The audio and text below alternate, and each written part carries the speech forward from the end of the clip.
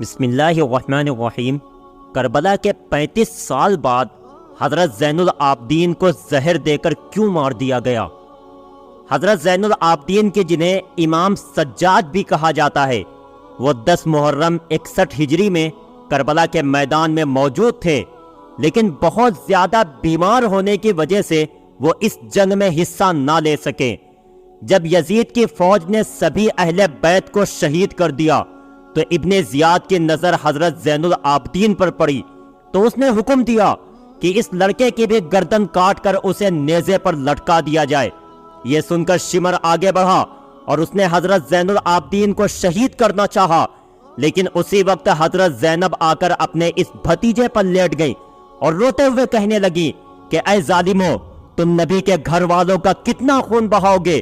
کیا ابھی تک تمہاری پیاس نہیں بجھی ہے؟ شمر نے بہت کوشش کی، لیکن حضرت زینب نے اپنے اس بھتیجے کو شہید نہ ہونے دیا۔ آخر مجبور ہو کر ابن زیاد نے شمر کو روک لیا اور پھر سبھی کو لے کر پیدل ہی کوفہ شہر گیا۔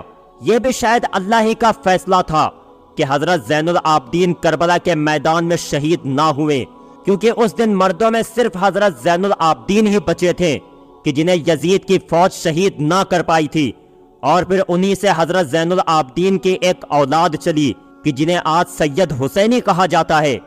لیکن آگے چل کر 35 سال بعد انہی بنو امیہ والوں نے حضرت زین العابدین کو بھی زہر دے کر بے دردی کے ساتھ شہید کر دیا۔ تو دوستو، وہ واقعہ کیا ہے؟ آئیے جانتے ہیں۔ حضرت حسین رضی اللہ عنہ کے لڑکے امام زین العابدین کی پیدائش سن 38 ہجری میں ہوئی۔ آپ بچپن ہی سے بہت نیک مزاج اور اللہ کی عبادت کرنے والے انسان تھے۔ ہر ایک سے ہنسی خوشی ملتے اور کبھی کسی سے جھگڑا نہ کرتے۔ حضرت زین العابدین کی پیدائش کے وقت ان کے دادا حضرت علی رضی اللہ عنہ موجود تھے اور اس وقت مسلمانوں کے خلیفہ و بادشاہ تھے۔ حضرت زین العابدین کی پیدائش کو ابھی کچھ ہی دن گزرے تھے کہ اچانک ان کی امی بہت زیادہ بیمار پڑ گئیں۔ والد حضرت حسین رضی اللہ عنہ نے ہر طرح سے دوا علاج کیا، لیکن وہ ٹھیک نہ ہو سکیں اور کچھ ہی دنوں بعد ان کی وفات ہو گئی۔ امی کی وفات کے بعد حضرت زین العابدین کو ان کی خالہ نے پالا پوسا۔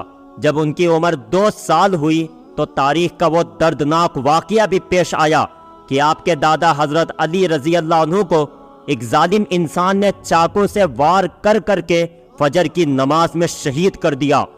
دھیرے دھیرے وقت گزرتا گیا اور حضرت زین العابدین بڑے ہو گئے۔ آپ بہت زیادہ نیک تھے۔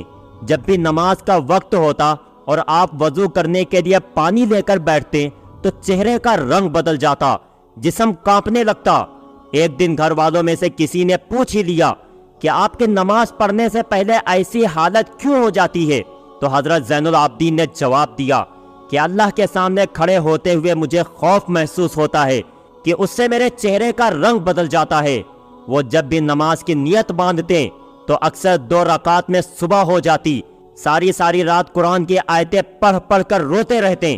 حضرت زین العابدین اتنے زیادہ سجدے کرتے تھے کہ آپ کا نام ہی سجاد رکھ دیا گیا، کیونکہ عربی میں سجاد کے معنی ہوتے ہیں بہت زیادہ اللہ کو سجدہ کرنے والا انسان۔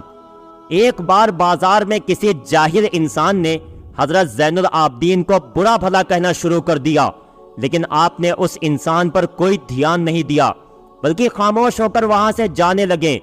تو وہ انسان غصے میں کہنے لگا کہ اے سجاد بن حسین، میں آپ کو برا بھلا کہہ رہا ہوں اور آپ مجھے کوئی جواب کیوں نہیں دیتے؟ تو حضرت زین العابدین نے کہا کہ میرے نانا پر جو کتاب نازل ہوئی ہے اس میں لکھا ہے کہ جب بھی تم سے کوئی جاہل بحث کرے تو تم اسے نظر انداز کر کے نکل جاؤ۔ دوستو، حضرت زین العابدین کی شادی 57 ہجری میں انہی کے چچا حضرت حسن کے لڑکی حضرت فاطمہ رضی اللہ عنہا سے ہوئی۔ آگے چل کر آپ کے 11 لڑکے اور 4 لڑکیاں ہوئیں۔ آپ کے لڑکوں میں سب سے مشہور حضرت باقر اور حضرت زید شہید ہیں۔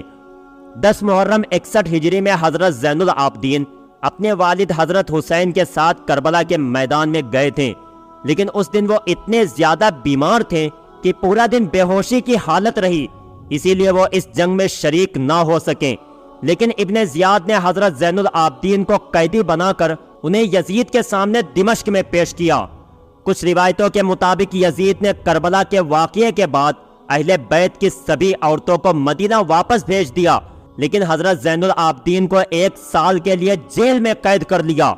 1 سال بعد جب حضرت زین العابدین ظالم یزید کی جیل سے چھوٹ کر اپنے شہر مدینہ آئے تو وہ اکثر رویا کرتے تھے۔ کسی نے آپ سے پوچھا کہ آپ اتنا زیادہ روتے کیوں ہیں؟ تو حضرت زین العابدین نے جواب دیا کہ اے انسان، حضرت یعقوب علیہ السلام کا بیٹا یوسف ان سے جدا ہو گیا تھا، بعد میں مل بھی گیا تھا، لیکن پھر بھی حضرت یعقوب علیہ السلام اتنا زیادہ روئے کہ ان کی آنکھوں کی روشنی چلی گئی، اور میں نے تو اپنی آنکھوں کے سامنے کربلا کے میدان میں اپنے والد اور بھائیوں کو قتل ہوتے دیکھا ہے، تو مجھے رونا کیوں نہ آئے؟ جب بھی حضرت زین العابدین سے پوچھا جاتا کہ آپ کو ساری زندگی میں سب سے زیادہ تکلیفیں کس دن ہوئی، تو آپ جواب دیتے کہ یزید کے محل دمشق میں۔ حضرت زین العابدین کے دل پر سب سے بڑا صدمہ یہ لگا تھا کہ یزید نے نبی کے گھر کی بیٹیوں کا دوپٹہ ہٹا کر انہیں بے پردہ بازاروں میں لا کھڑا کیا تھا۔ حضرت زین العابدین جب بھی اس منظر کو بیان کرتے اور اپنی پھوپھی حضرت زینب کا ذکر کرتے تو سارا جسم کانپنے لگتا اور آنکھوں سے آنسو بہنے لگتے۔ حضرت زین العابدین جب یزید کی جیل سے چھوٹ کر مدینہ پہنچے تو نانا حضور صلی اللہ علیہ وسلم کی قبر پر کھڑے ہو کر روتے ہوئے کہا کہ اے میرے نانا، مجھے یزید نے جیل میں ایسی تکلیفیں دی کہ شاید وہ کسی غلام کو بھی نہ دی جاتی ہو۔ اے میرے نانا، ہمارے گھروں کی عورتوں کا دوپٹہ ہٹا کر انہیں بے پردہ کر کے بازاروں میں پھرایا گیا، لوگوں کے سامنے انہیں رسوا کیا گیا، اور ہم اہل بیت کو بہت ستایا گیا۔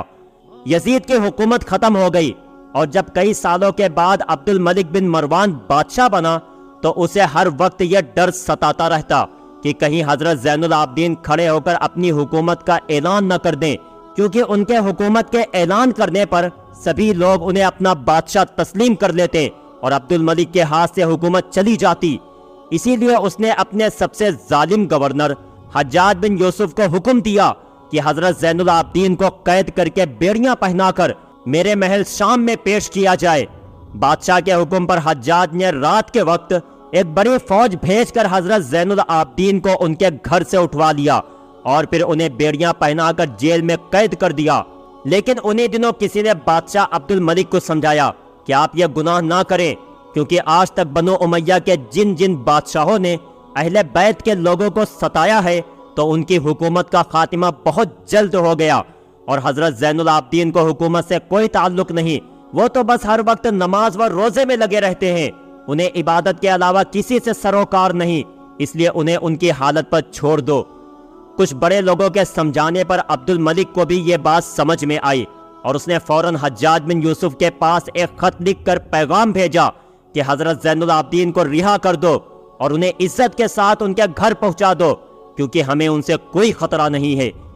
اس کے بعد عبد الملک کے زمانے میں حضرت زین العابدین کو کسی طرح کی بھی تکلیف نہ دی گئی، لیکن جب عبد الملک کی موت ہوئی اور پھر ان کا لڑکا ولید حکومت کا بادشاہ بنا تو اس نے سب سے پہلا کام یہ کیا کہ حضرت زین العابدین کو زہر دے کر شہید کروا دیا، کیونکہ اسے ڈر تھا کہ کہیں حضرت زین العابدین اٹھ کر اپنی حکومت کا اعلان نہ کر دیں۔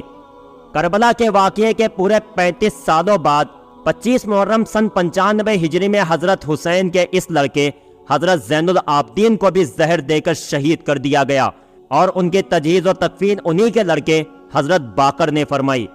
حضرت زین العابدین کی قبر جنت البقیع میں حضرت فاطمہ رضی اللہ عنہا کی قبر کے پاس ہی بنائی گئی۔ آپ کی وفات کے بعد آپ کا ایک خاص اونٹ آپ کی قبر کے پاس آ کر بیٹھ گیا اور برابر روتا رہا، یہاں تک کہ 3 دنوں بعد اس اونٹ کی بھی وفات ہو گئی۔ اللہ تعالی ہمیں بھی ان نیک لوگوں کے نقش قدم پر چلنے کی توفیق عطا فرمائے۔ پیارے دوستو، اگر واقعہ پسند آیا ہو تو ویڈیو کو لائک کریں، چینل پر نئے ہو تو سبسکرائب کریں۔ ملتے ہیں آپ کو اگلی ایک نئی ویڈیو کے ساتھ، تب تک کے لیے اپنا ڈھیر سارا خیال رکھیں۔ السلام علیکم۔